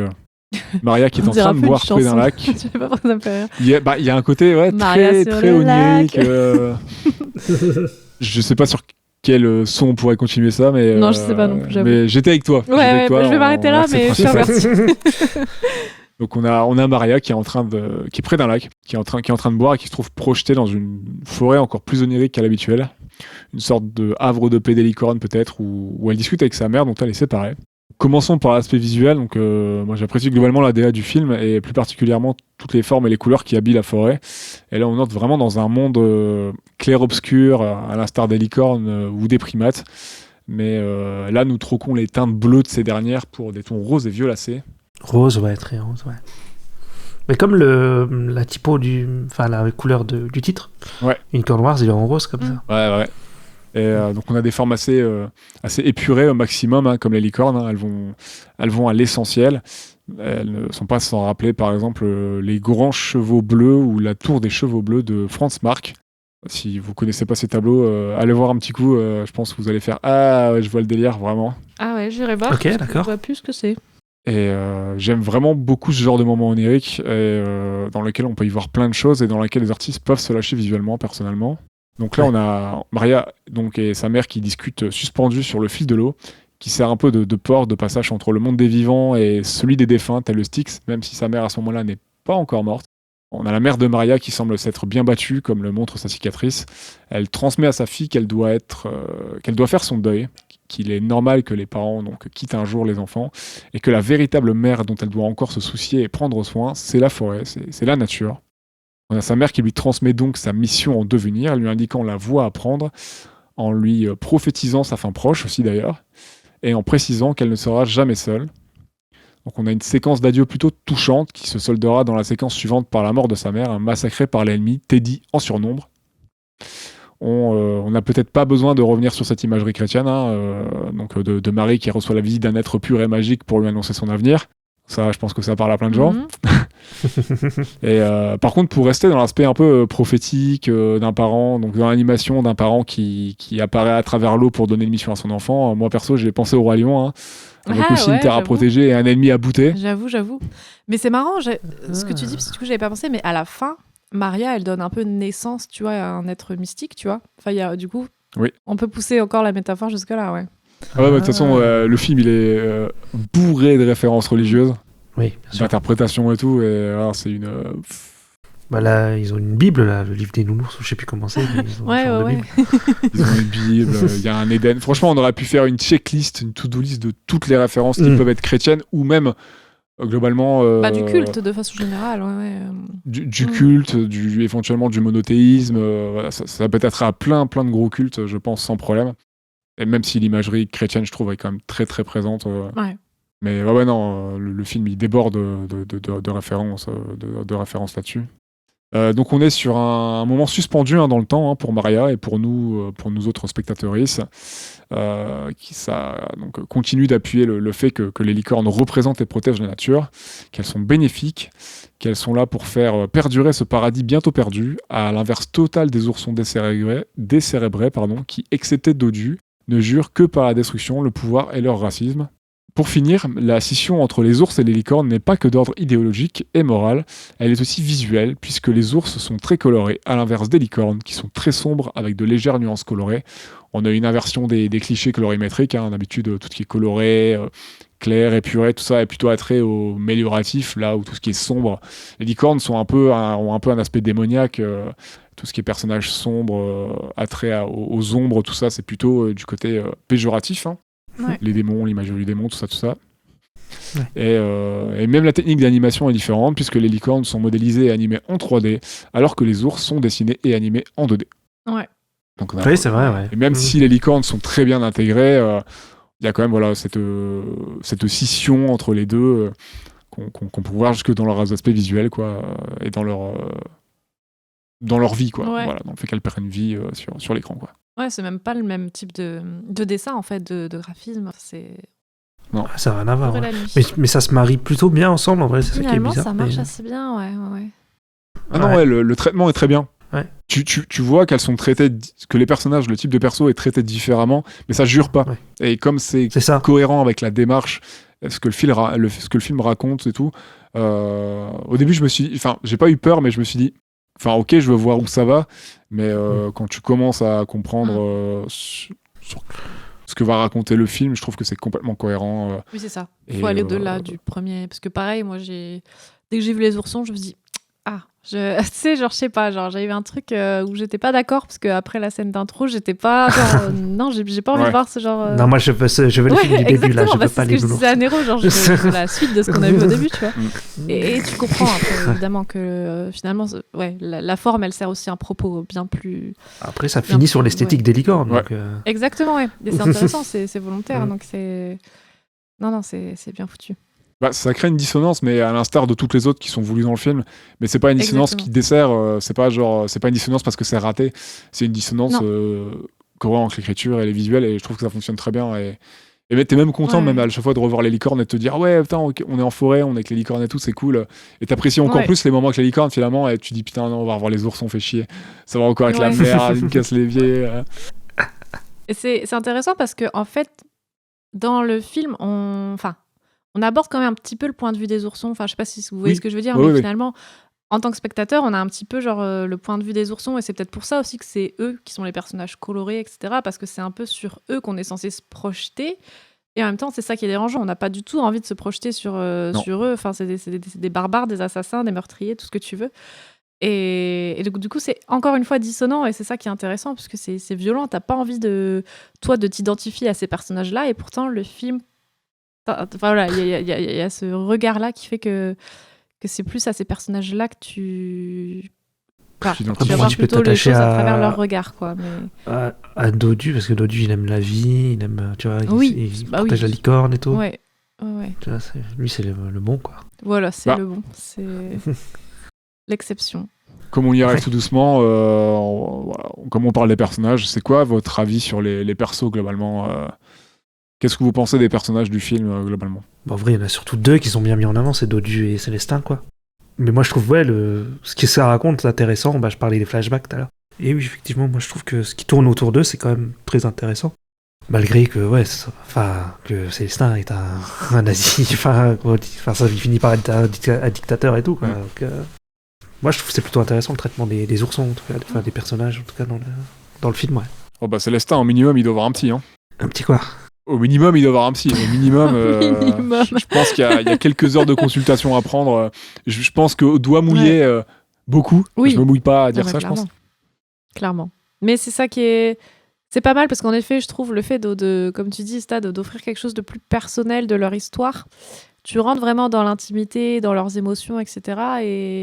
Et du coup, c'est bizarre. C'est un peu ambivalent comme sentiment, parce que tu commences à comprendre d'où il vient, pourquoi il devient comme il est. Tu vois un peu ses côtés humains, et c'est ça qui est dérangeant, tu vois, malgré le fait que c'est c'est un psychopathe, quoi. Enfin, tu vois le côté aussi humain, tu vois ses émotions, même si elles sont contradictoires et tout ça. Et c'est intéressant, du coup, ce background. J'ai bien aimé ce côté aussi beaucoup plus personnel et intimiste dans l'histoire plus universelle de l'humanité, finalement. Ouais. Généralement, L'origine du mal. quoi. Donc, Parce que les... ouais, il y a... Ouais, c'est ça, mais parce que les autres personnages, en fait, ils meurent assez vite. Le sergent, par exemple, au bout de 30 minutes, je crois qu'il est plus là. La plupart de l'armée, de l'escouade qui part, en fait, on les voit assez... Voilà. On les voit pas très longtemps. Il y a peut-être le jaune qui s'appelle, je sais plus, c'est pas Croc en VF, je sais plus, mais qui fume là. Qui fume... Ah ouais. Ah, le beau gosse, enfin, entre guillemets, là, le bad boy, je sais pas quoi. Lui, il est un peu plus long. Ouais. Et, bon, lui, il finit mal. Ouais, je crois que c'est le Il se fait, dernier lui, se fait à bouffer mourir, par... ouais. Célestin le bouffe, quoi. Parafouline. Il le mange. Oui, le moment où C'est dégueulasse. ça y switch totalement. Ça tape un croc, hein, clairement, dans le camarade. Ah bah ouais, pas comme si. Hein. Moi, j'ai quelques petits points à souligner qui m'ont un peu frappé dans le film. Notamment que tous les ours militaires attachés à un ordre sont des mâles, avec presque que des ordures dans leur rang. Ouais. Et les licornes que l'on voit qui s'expriment sont des femelles. J'ai pas vu la présence de mâles, ou alors ils se sont pas du tout exprimés, on les voit pas à l'écran, ou alors ils sont pas signifiés comme étant des mâles. Et chez les ours, on ne voit que 2 femelles, dont la maman d'Azul et de Dodu. Et tous les ours à l'écran tuent donc des femelles, principalement, et y compris la mère d'Azul, qui est tuée par ce dernier. Et de toute façon, Azul, il tue tout ce qui gèle de toute façon. Oui. Mais c'est vrai que les licornes, c'est féminin, quoi. On dit une licorne, quoi. Donc, c'est pas... Ouais, c'est vrai, ça fait un peu peuple d'Amazon. Ouais. C'est quoi, c'est les Amazones, ce peuple uniquement féminin? Enfin, enfin, oui, en plus, un peu les combattants aussi, entre autres. Ouais. De la forêt, tu vois, qui sont là pour préserver la forêt, tout ça. Oui. Ouais, j'avais pas vu le fait que c'était potentiellement tous des femmes. Mais en tout cas, ouais, par contre, j'ai aussi vu une sorte de propos sous-jacent sur la masculinité toxique. L'idée de la performance, de force qui mène au pouvoir, de violence, tu vois, genre Assouline, il s'interdit la moindre faiblesse, par exemple, tu vois, même s'il en a, on le voit. Mais ça, c'est pas... En fait, tout ce qui est assis... Oui, pardon. Non, mais je dis ça, c'est parce que son père, il lui dit, il faut que tu sois le meilleur et tout, c'est quand tu vois dans les flashbacks. Tu sais. Ouais, ça a une origine, hein, c'est... Ouais, carrément. Et en fait, tout ce qui est assimilé à la féminité, hein, avec des guillemets, est moqué, dégradé, détesté, voire tué, en fait. Enfin, on se rend compte que Assouline, il a une sorte de haine, en fait, envers sa mère. Enfin, une haine mélangée d'amour, parce que c'est sa mère, mais il la déteste, quoi. Et finalement, Dodu, qui est un personnage qui accepte ses émotions, sa part sensible, etc., il est aussi moqué, tu vois, il est aussi bien sûr. brimé, etc., qui est de la même... dont par son frère. Qui est de la même couleur que sa mère, alors qu'Azuline est de la même couleur que son père, ça bleu. Son père, oui, ça j'avais remarqué aussi, Oui, en effet. En effet. Dodu, il est un peu ramené à finalement une part féminine, tu vois. Il a une voix aussi, dans mes souvenirs, il a une voix assez aiguë, je crois. Oui. Il est rose. J'ai l'impression comme sa mère. Il est rose, j'ai l'impression qu'il joue sur cette frontière, tu vois, etc. Malgré que ce soit un mal, mais du coup, dans le film, tu vois, ça devient une sorte de... Et puis il pardonne toujours à son frère. C'est vu comme une faiblesse, quoi. C'est vu comme... Il est vu comme pas un véritable soldat, comme un boulet, tu vois, comme celui qui est là, mais que personne n'a envie qu'il soit là. Oui, clairement. Bon. Et oui, je voulais dire aussi, il pardonne toujours tout à son frère. Tu sais, il est toujours... Il est bon. Ouais, il est bon. Enfin, son frère, il fait des trucs horribles, et puis il dit, c'est pas... Enfin, il lui pardonne toujours, quoi. Ouais, c'est clair. C'est un personnage positif, quoi. De toute façon, Dodu, excepté peut-être quelques ours du fond, comme sa mère, bon, même si son père, on le voit pas faire le mal, il donne quand même des mauvais conseils, mais... Ouais, c'est ça. Mais la plupart des ours sont vraiment un pet au casque, hein, on va pas se mentir. Il y en a un pour attraper l'autre. Et oui, Dodu est vraiment l'exception qui confirme la règle. Hein. On comprend vite qu'il est pas à sa place au sein du camp, de toute façon. Mais je pense que c'est aussi que parce que le personnage, c'est pas con de dire qu'il aurait une part féminine, et c'est ce qui fait qu'il est plus gentil que les autres, et que... Il y a peut-être un discours féministe en vrai derrière le film, c'est possible. Ça m'étonnerait pas, tu vois. Parce qu'en plus, c'est pas un perso qui a vocation à tuer, il tue pas. Non. Et de mémoire, on le voit pas même pas. Non, il aime la vie, lui. Ouais, on le voit même pas causer de mal à autrui, je crois. Hein. À part quand il chasse, mais c'est vraiment quand il se nourrit, il fait pas ça pour Oui. pour le Ah mal. oui, avec quoi. la grenouille. Ouais. Oui, pas... Il est plutôt, il est plutôt doux et gentil de toute façon depuis l'enfance. Hein, on le voit, il aide sa mère, Mm. il couvre son frère quand il fait juste un truc aussi bête que pisser au lit, quoi. C'est ça. Alors que son frère va l'humilier. Ouais. Son frère l'humilie et tout, mais il lui en veut pas, quoi. Après, tu vois. Non, il va même le nourrir dans la forêt. Ouais. Ouais, c'est même pas qu'il lui en veut pas, parce qu'on sent qu'il a des émotions quand même. Tu vois, on sent qu'il est blessé, on sent qu'il est en Il est colère blessé, à un moment, bien sûr. mais tu vois, il a cette ouverture, quoi, de... Il arrive à passer outre. Je sais pas, qui fait qu'il passe outre parce qu'il a un amour pur et sincère, je pense, pour son frère, tu vois, malgré les horreurs qu'il commet. Ouais, clairement. Et à côté de ça, on a Maria, hein, qui est une des jeunes licornes que l'on suit en parallèle. Mhm. Elle subit le courroux et la destruction causée par les ours, qui amènent son espèce à disparaître et à la nôtre à naître. Et elle fut un moment la dernière lueur d'espoir, hein, comme on disait un peu plus tôt, mais pour faire machine arrière, mais elle sera tuée comme les autres. Et voilà, elle était jeune, courageuse, mais perdue à la recherche de sa mère pendant une partie du récit. Mais cette petite lueur d'espoir ne survivra pas à la folie oursonne, la folie des ours. Non. Et Non. sera rien qui survécu survit à par ça. cette dernière. Non, rien. C'est vrai. Rien. À part les primates, certains primates, Oui. Ouais, par les singes, ouais. qui vont suivre cette nouvelle entité nouvellement créée qui est l'homme. Bah écoutez, si on a fait le tour pour tous les personnages, si vous n'avez rien d'autre à ajouter, on peut peut-être passer à la partie technique et animation. Ouais. Allez. Let's go. Je te laisse commencer, Ista, si tu veux. Oui, alors le film il met en scène une cinquantaine de personnages et près de 1500 décors. Il a nécessité 6 ans de développement et de production et mobilisé plus de 250 personnes. L'un des principaux défis a été la coexistence de l'animation 2D avec l'animation 3D dont on parlait tout à l'heure. Les licornes ont été animées en 3D, puis converties en 2D grâce à une technique inédite développée pour le film, afin de les intégrer au mieux avec les ours animés en 2D et les décors. Le film a été intégralement fabriqué avec le logiciel open source Blender et son module 2D Grease Pencil. C'est le premier long métrage à utiliser de cette façon ce mélange de techniques. Et d'ailleurs, si ça vous intéresse, le prochain film de Jérémy Perrin, qui avait notamment travaillé sur la première saison de Last Man, donc qui s'appelle Mars Express, est aussi réalisé sous Blender avec notamment l'outil Grease Pencil. Voilà. Mais incroyable, parce qu'il a l'air trop bien, Mars Express. Je sais pas si j'explique vite fait un petit peu ce que c'est le Grease Pencil, comme c'est Si, vas-y, parce que moi je sais pas ce que c'est. Allez. comme c'est ce Je que veux savoir. j'utilise pour dessiner et pour animer depuis un moment maintenant, depuis plus d'1 an et demi. Ouais. Du coup, Blender est un logiciel principalement pour faire de la 3D, mais on peut aussi faire du montage, de l'editing, tout ça avec de l'animation 3D. Mais il y a un outil qui a été développé pour à la base juste faire des annotations, des petits dessins, tout ça, mais qui a été bien amélioré. D'ailleurs, il y a une toute nouvelle version qui arrive courant novembre, qui a l'air caliente, ça va être un régal. Et en fait, le Grease Pencil, c'est un outil qui est intégré à Blender et qui permet de faire de l'animation 2D dans un environnement 3D.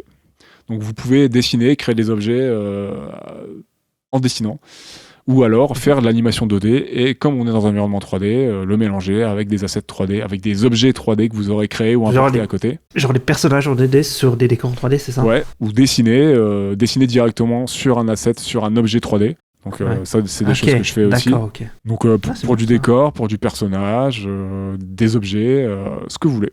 Bah, Ok. c'est vachement, ça a l'air vachement bien. J'avoue. Ouais, parce qu'avant, ça a toujours été une plaie avant d'associer Compliqué. 2D, 3D, il fallait passer par plusieurs logiciels, il fallait créer des entre guillemets, il fallait qu'il y ait des ponts, des correspondances entre certains logiciels, entre certains formats de fichiers, tout ça. Donc ça demandait, c'était assez tricky, c'était assez laborieux. Là où maintenant dans Blender, on peut tout faire dans le même logiciel, quoi. Ok. Donc Ça c'est simplifie un la gain de tâche. temps. Ouais. Il n'y a pas de souci de compatibilité, c'est assez fluide. Bon, moi perso, j'adore, c'est vraiment super bien. Et tu peux me dessiner en temps réel puisque tu peux laisser tourner ta timeline, donc voir certaines animations se produire et dessiner en même temps, ajouter du décor c'est derrière une vachement bien, animation et tout. Je pourrais vous Ouais, faire une parce petite que, démo de ces 4, mais c'est assez fou. Allez, là. Ouais, parce que tu peux voir direct si ça marche ou pas ce que tu veux faire, quoi. Ouais. C'est ça qui est chouette, ouais. Pas que tu fais 5 heures de taf et puis après tu dis non, ça marche pas. J'avoue. C'est assez fou et si tu bosses en équipe, par exemple, ce que Jérémy Perrin a expliqué quand il avait fait une petite masterclass sur lequel il nous montrait des images du making-of, donc l'année dernière aux Antennes Galactiques de Lyon. Il nous a montré des séquences en work in progress, donc des séquences d'animation en cours. Et du coup, il a demandé aux divers studios avec qui il a travaillé pour son film. Ils sont tous formés sur Blender et notamment Grease Pencil. Et du coup, quand plusieurs studios, départements, parce qu'il y a les effets spéciaux, il y a plein de choses dans l'animation. Il n'y a pas que l'animation de personnages, la création de décors, et voilà, c'est plein de choses. Quand tu es sur un logiciel sur lequel, s'il y a un département qui fait de la 2D, la 3D, etc., tu sais très bien que ça sera le même logiciel, que tout va s'imbriquer sans trop de problèmes, et tu n'auras pas, ce que je disais un peu plus tôt, de soucis de compatibilité, de dire ah oui, tel studio il bosse de telle manière, en fait ça va pas passer avec cet autre studio qui bosse avec ce logiciel de telle manière-là. Donc ça permet aussi d'uniformiser et de réduire les soucis de compatibilité entre techniques et aussi entre les différents logiciels, parce que, okay. Et de liens entre les différents studios qui vont travailler sur un film, parce que c'est très récurrent, comme pour Unicorn Noir. Si tout sur Blender, ce serait plus facile, quoi. Voilà. Ouais. Exactement. Conclusion, mettez-vous à Blender. Disons que c'est pratique, c'est open source, c'est gratuit, c'est quand même assez ouvert et c'est quand même très cool, quoi. Ouais. On a déjà parlé plusieurs fois, mais globalement les visuels du film, je pense qu'on a trouvé ça plutôt incroyable. Ouais. Ouais, ils sont chouettes, de toute façon. Comme tu disais, le rose, que la licorne avec les ombres et tout, ça donne une esthétique super chouette. Ouais. Mais il y a au début, quand ils font l'origin story sur les licornes, tout ça, ça fait un peu livre de Bible et tout. C'est vachement sympa aussi. Ouais. J'avais failli prendre cette scène, je l'ai bien aimé aussi. On est encore dans un autre type de graphisme, j'aime bien. Bien aussi. Ouais. Plus dans l'iconographie, ce qu'on peut retrouver dans des livres religieux, historiques, c'est bien foutu. Le tout animé. Ouais, un peu fresque. Ouais.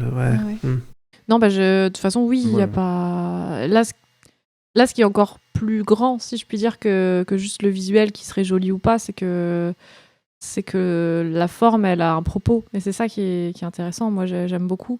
Parce que c'est travaillé dans le sens où tout ce qu'on voit, ça a un sens, quoi. C'est pas le hasard si d'un seul coup, il y a des personnages qui peuvent paraître un peu plus cartoon, qui s'inscrivent un peu moins bien dans le décor, on se demande pourquoi, c'est bizarre, etc. Mais en fait, non, ça a du sens. Et quand le fond et la forme prennent sens tous ensemble, il y a quelque chose qui en fait une œuvre unique, quoi. Et on sent que c'est créé toute pièce pour délivrer certains types de messages qui étaient importants, j'imagine, pour le réalisateur de délivrer. Donc c'est super intéressant, en fait. C'est super intéressant quand tu fais des petites recherches un peu sur le film, tu vois un petit peu ce que ça pouvait signifier. Et quand toi, tu découvres un petit peu tout au long des scènes et du film que c'est pas le hasard, quoi. Et que ça a un sens. Donc non. Ouais, ça raconte des choses autant dans son visuel que dans le scénario, exactement. En fait. Moi, je sais que j'ai beaucoup hésité avec la séquence d'intro, notamment, qui est dans l'église avec le miasme et tout, là, quand Marielle quitte sa forêt. J'aime vraiment beaucoup, beaucoup ce style. Et d'ailleurs, pour parler des licornes et de style et d'inspiration, on parlait du style des licornes, qui est très épuré, qui est sous forme vraiment de silhouette, de shape. Et Alberto Vasquez, le réalisateur, cite un grand nom de l'animation en termes de référence, puisqu'il cite Lotte Reininger, qui est une réalisatrice et surtout une pionnière dans l'animation. Elle est très connue pour avoir réalisé Les Aventures du Prince Ahmed en 1926. Donc ça commence à dater. Et qui est, je crois, une très très très très grande source d'inspiration pour Prince et Princesse. Ouais, j'allais dire, ok, d'accord, je vois. De Michel Oslet. Exactement. Qui c'est juste des ombres qui... Ouais. Et elle, c'est elle qui faisait ça, c'était que avec que des ombres comme ça, des personnages en ombre. Ouais, elle a vraiment essayé plein de choses et ce film est un des jalons de l'animation de l'époque. Ça a été... C'était quelque chose, c'est une pierre importante, une pierre angulaire. Ok. Et on est vraiment dans ce travail de l'ombre, quasiment l'ombre chinoise, parce qu'elle a commencé à faire des théâtres de marionnettes inspirés des ombres chinoises très petites, parce qu'à partir de 6 ans, elle a commencé à s'intéresser à ça. Ouais. Et du coup, voilà, c'est dans ce style-là, dans cette optique-là qu'ont été un peu développées les licornes du film, qui sont très épurées dans leur approche. Qui sont des silhouettes vraiment très simples dans leur plus simple appareil, avec quelques touches de couleur. Ouais, il y a un peu du gris quand elle tourne la tête. De la texture un petit peu, mais ouais. Et on est dans l'expression la plus simple, quoi. On est quasiment dans du théâtre de marionnettes, dans du théâtre d'ombre. Notamment dans la séquence dont je parlais, au-dessus de la rivière, où notamment à un moment tu peux les voir Maria et sa mère face à face sur le fil de l'eau, avec leur ombre en noir, un peu transparente. Et tous les arbres, tous les décors et tout sont en ombre aussi, sont en forme, sont vraiment en forme un peu découpée en papier découpé. T'as l'impression que c'est quasiment du papier découpé. Ouais. Et avec des nuances de noir, tout ça, et mélangé à de la couleur. Et c'est très cool, quoi. Ouais, carrément. Les scènes avec les licornes, ouais, je les trouve vraiment très, très, très jolies. J'aime beaucoup ce style. Ouais, je suis d'accord aussi, c'est un style vraiment chouette. Ouais. Et d'ailleurs, on doit la direction artistique au réalisateur, Alberto Vasquez, qui a notamment été sur DA sur un autre film dont on n'a pas parlé, qui est Bird Boy, The Forgotten Children. Ok. Que j'ai pas vu. C'est de lui, ça, ou c'est quoi C'est un... Il me Oui, semble un film de lui. c'est... Ah bah oui, c'est la version anglaise de... Oui, c'est Psychonautas, en fait. Psychonautas. C'est ça. Ah oui. Ouais. Donc il était aussi à la DA sur ce film. Mais j'ai l'impression que la DA, ouais, un peu pareil, Psychonautas. De ce que j'ai vu, j'ai l'impression aussi que le personnage principal est un peu cartoon. Et derrière, t'as un peu des trucs un peu plus... comme Unicorn Wars. Ouais. Ça a l'air intéressant aussi. Ouais, bah faut que je vois ça. Ouais, ma il y a l'air curiosité. d'avoir aussi un subtexte assez profond, assez un peu violent. Pas de la même manière, mais du moins dans la bande-annonce, ça dégage un petit peu ça. Donc pareil, j'aimerais bien le voir. Et puis après, à la direction de l'animation, on a Chris Sembe. Et à la supervision des décors, on a Leir Hacha. Voilà. Donc l'équipe a fait vraiment un super taf, et voilà, je trouve vraiment le film visuellement incroyable, quoi. Notamment voilà, toutes les scènes de forêt, les décors sont vraiment super beaux, l'anime est vraiment folle, et les séquences avec les licornes, voilà, vraiment super boulot, et moi j'ai adoré. Ouais, je suis d'accord. Ça me fait aussi un peu penser, ça n'a rien à voir, mais à des jeux comme Limbo, tu vois, ce genre de choses qui jouent beaucoup sur les ombres, sur les rapports de taille, d'échelle, des choses démesurément grandes, des trucs un peu monstrueux aussi. C'est pas tout à fait la même chose, mais je sais pas, il y a certaines séquences avec les licornes qui m'ont fait penser à ça. Si, un peu, ouais. Je crois qu'il y avait Inside aussi, qui était un peu... L'autre jeu des créateurs de Limbo, qui était un peu dans le même délire. Il y a un peu de ça, des formes épurées, vraiment qu'on comprend avec le contour de leur forme, des nuances de noir, de gris. Bon, il n'y a pas de couleur dans Limbo, mais là, il y a un ajout de couleur, mais il y a pas mal d'éléments importants qui sont de toute façon en noir découpés comme ça, et on a un peu ce côté clair-obscur, c'est juste qu'il y a la couleur en plus, quoi. Ça. Qu'est-ce que vous avez pensé de la musique ? Est-ce que tu peux nous introduire le compositeur Ista ou Claire au choix Allez. Ouais, le compositeur des films, c'est Joseba Beristain, je sais pas comment on dit. Et il a précédemment composé la musique du film Le Voyage de Magellan, le premier tour du monde, qui est sorti en 2019. Voilà. Et je crois que par contre ce film, il a l'air random complètement. Je crois que j'en ai entendu parler, mais... Je l'ai pas vraiment pas vu du tout. Je crois que c'est un truc en 3D qui est très mal noté. Mais... si je me trompe pas. Ouais. Oui, c'est ça. Ça n'a pas l'air ouf. En tout cas, c'est sur Prime Vidéo, voilà, si vous voulez le voir. C'est bon, ça va. Et qu'est-ce que vous avez pensé de sa compo pour Unicorn Wars ? J'ai honte, j'ai plus tout en tête, j'avoue. On a regardé le film il y a plusieurs semaines quand même. Et super lent. Ouais, alors je sais qu'il y a des passages qui m'ont marqué, notamment avec la scène finale, où je trouve qu'il y a... Là, pour le coup, je me souviens clairement du thème musical, parce que je le trouve assez frappant, et ça participe complètement au choc de la scène.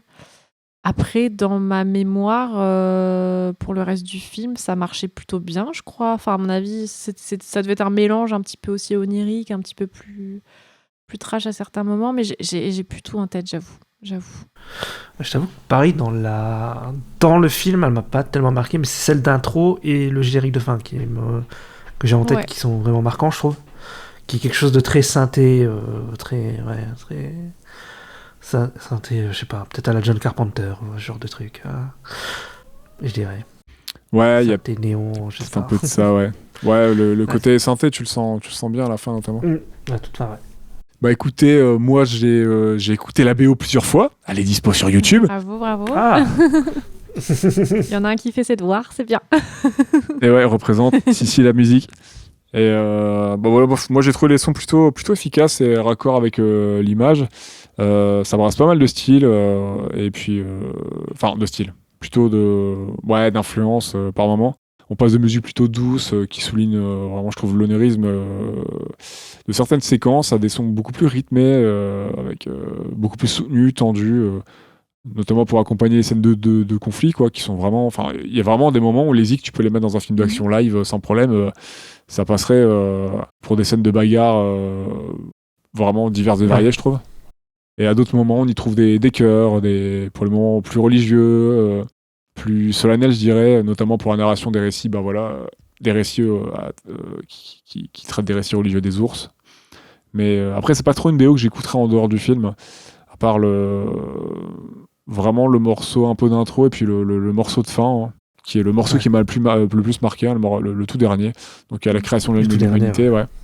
Et je trouve très efficace. Il y a des sonorités qui me parlent bien dedans. Le côté lourd et lancinant du morceau accompagne bien cette tragédie qui continue, hein, ce nouveau fléau qui entame sa propagation. Et on peut presque entendre de l'orgue, hein, sur ces sons au synthé, hein, qui forment la mélodie, hein, comme un requiem joué à l'église et qui sonne le glas. Donc on reste on reste dans le thème de la religion. Ouais, moi j'ai vraiment cette impression de morceau de fin là. J'ai vraiment cette sensation d'un peu d'orgue, tu sais, qui vient saupoudrer. Ça vient trancher, quoi. Ouais, mais ce serait pas étonnant. Le morceau, c'est El Agujero Negro del Hombre. Voilà. Mais mon espagnol est complètement rouillé, donc. Mais ce morceau est très cool et il m'est bien resté en tête et je l'ai réécouté. Je l'ai réécouté plusieurs fois. Le trou noir de l'homme, voilà. Mon espagnol est vraiment moisi. Le trou noir de l'homme. Le trou noir de l'homme. En français. De Joseba Beristein. Tiens, et sur la scène dont tu as parlé, Ista, il y avait sûrement une musique un peu, non? Enfin, je me souviens plus. Oui, il devait y avoir une musique un peu... Oui, effectivement. Attends, je vais écouter pour... en tête, c'est pas bien. J'aurais dû réécouter la BO. C'est jamais. Ah si, il y a une musique chelou. Mais le morceau de fin, il t'a pas marqué, Ista? Si. Le morceau un peu métal, pendant l'ending, pendant le générique. Si, mais pendant le générique. Ouais. Avec les petites voix qui crient là, toujours la même chose là. Ah oui, c'est vrai, oui, je me souviens. Et d'ailleurs, dans le court-métrage, il y a un peu... Ah oui. Je sais pas si vous avez regardé le court-métrage, du coup, Unicorn Blood. Ouais. Il y a aussi un petit passage un peu métal comme ça. Je sais pas, ça m'a fait rire parce que pareil, c'est un peu surprenant. Mais ça va bien, quoi, avec le ton du film, pour le coup. Ouais, à la fin, t'as vraiment un morceau parodie métal, hein, pendant le générique de fin. C'est à toute fin du générique. Ouais, ok, d'accord. Oui, c'est vraiment à toute fin. Et le chanteur qui fait du screaming dessus, ouais. il répète toujours la même onomatopée. Tu verrais bien un mec habillé en ours en train de gueuler pendant la chanson, quoi. Tu crois que c'est une musique fait pour le film? C'est une vraie musique, hein? Non? Ouais, c'est un titre, quoi, mais je sais pas s'il a spécialement été composé pour le film, hein. Le titre, il est sur le conducteur. Si tu ouvres la playlist, c'est le tout dernier morceau. El Bosque Mágico. Ça fait très black metal. Respirando Audio. Ah ok. De Hongo. C'est vrai que Script, c'est Est-ce que vous pensez que c'est genre un cliché du gros nounours métalleux pour faire le lien entre le métal et l'ours? Possible. Peut-être. Il y a peut-être un peu de ça, ouais. Oui, ce qui serait un peu drôle. Écoutez, est-ce que vous avez d'autres choses à ajouter sur la musique? Non, du coup. Non. C'est bon, on a fait le tour. On va pouvoir... on va quitter le bosquet magique. Le bosquet magique? J'ai pas la ref. C'est le morceau d'intro. Ah d'accord, pardon. El Bosque Mágico. Ah moi je pensais parce que on était dans la forêt, donc... Ok, d'accord. Il y a le nom de la zik juste là, dans les liens des BO. Putain, je viens de le lire en plus à voix haute. Genre il y a littéralement 30 secondes, mais j'avais pas fait la traduction dans ma tête. Merci pour cet épisode, hein, c'était très cool. Oui. Ouais. On a passé un moment devant ce film. Enfin, un bon moment. C'était chouette découverte. Non, je sais pas le terme. On a passé des moments plus sympas. Donc, oui. Un moment intéressant. Voilà. Ah ouais, intéressant, super, on sort les gros mots. On sort pas avec des good vibes. Non, voilà, c'est ça. Et j'espère que nos chers auditeuristes auront passé un bon moment devant ce film aussi, hein, du fun en barre. Du fun en barre. Sinon, je vous encourage vraiment à le voir. Oui. Vraiment un film très très intéressant. Ça change si tu tends l'oreille en tout cas. Ah Ça, c'est sûr. C'est pas... Ça tire à balles réelles. Allez hop. Triro. Mais non, ça tire pas, mais c'est le dernier qu'on a fait. Bah, je crois que tu disais ça change dans le sens où c'était bien mieux, un truc comme ça. Non, mais non. Non, ça Trop change bien. au niveau du ton. Ah, Je disais, alors on sortait avec des good vibes. Ah, pour oui, l'oreille, non, c'est tu pas vois. du tout le même ton, on est complètement d'accord. Ouais, voilà. Là, Là, on est un peu déprimé. Il y a on de a plutôt envie de l'onirisme sauter, dans là. les deux, cela dit. Côté poétique. C'est vrai. C'est vrai. Si tu tends l'oreille, c'est un bon film à voir après avoir vu Unicorn Wars. Ouais, c'est Ça ça. peut faire remonter. Penser les Pour blessures retrouver du cœur. l'espoir. Ouais, Tu veux retrouver l'espoir, tu regardes ça. Ou tu regardes Naruto. Mais bon, c'est C'est un engagement un peu plus long. Merci de nous avoir écoutés jusqu'ici. J'espère que vous aurez apprécié votre épisode. N'hésitez pas à vous abonner et à partager notre épisode et nos infos sur les différents réseaux sociaux. Donc, vous pouvez nous retrouver à Stop Motion Pod sur Twitter, Instagram. Et s'il y a des dinos dans le coin, sur Facebook. Vous pouvez également nous mettre 5 étoiles sur Apple Podcast et Spotify. Ça nous aidera bien pour le référencement et puis pour se faire connaître un peu plus. Quel est notre prochain épisode ? Alors, notre prochain épisode, c'est donc sur le thème, c'est une vraie boucherie. C'est Hepburn Hokuto no Ken de 1986, réalisé par Toyo Ashida. Voilà. Et normalement, on aura des invités très très cool avec nous, qui s'y connaissent un peu plus que nous en Hokuto no Ken. Même beaucoup plus, nous pouvons le dire. Enfin, pour ma part. Ouais, un peu plus, c'était un euphémisme, hein, vraiment, mais c'est vrai que ça s'entend peut-être pas à la voix. Écoutez, n'hésitez pas aussi à aller faire si vous nous découvrez, n'hésitez pas à aller faire un petit tour du côté d'Ultimate et à notre émission sur les séries d'animation, même si elle est en pause très très longue actuellement. Mais ça vous fera des petites choses sympas à écouter, peut-être à découvrir. Merci de nous avoir encore une fois écoutés. Merci les copains pour cet épisode et je pense qu'on peut se dire à très vite. Ouais. À très vite. Yes. À la prochaine. Et j'espère que vous nous regarderez. Faites gaffe à vos teddy quand vous dormez avec. Vous pourrez alors être surpris de ce qui peut se passer. N'est-ce pas, Ça Claire ? va, j'en ai pas. Ça C'est va. un pic directement adressé à ma personne, c'est ça? Ah, Je N'hésitez suis pas à parano. planter vos teddy ou à les attacher avant d'aller dormir. Allez, Je sais pas, mon Teddy. j'aurais pu en avoir un, il était pas au courant. Mais bon. C'est vrai, c'est vrai. c'est vrai. Bon, Kawabunga et à très vite. Yes. À plus. Kawabunga. Ciao, ciao. Hey, et non, ce n'est pas fini, c'est encore moi. On a une dernière info à vous transmettre. On a finalement effectué le choix des films pour le vote. On a décidé de vous proposer Ratatouille, des studios Pixar et réalisé par Brad Bird en 2007, ou Le Voyage de Chihiro. Et oui, encore un Ghibli, mais ce coup-ci réalisé par Miyazaki et sorti en 2001. Donc vous pouvez voter via le lien Stropole dans la description de l'épisode. Le lien est également dispo sur notre Discord, Stop Plus Loin Motion, ou sur TikTok via notre compte Stop Motion Podcast. Et oui, on a aussi un TikTok, c'est vrai qu'on n'en parle pas assez. Merci encore de votre attention et on vous dit à très bientôt. Et n'hésitez pas à voter, c'est gratuit.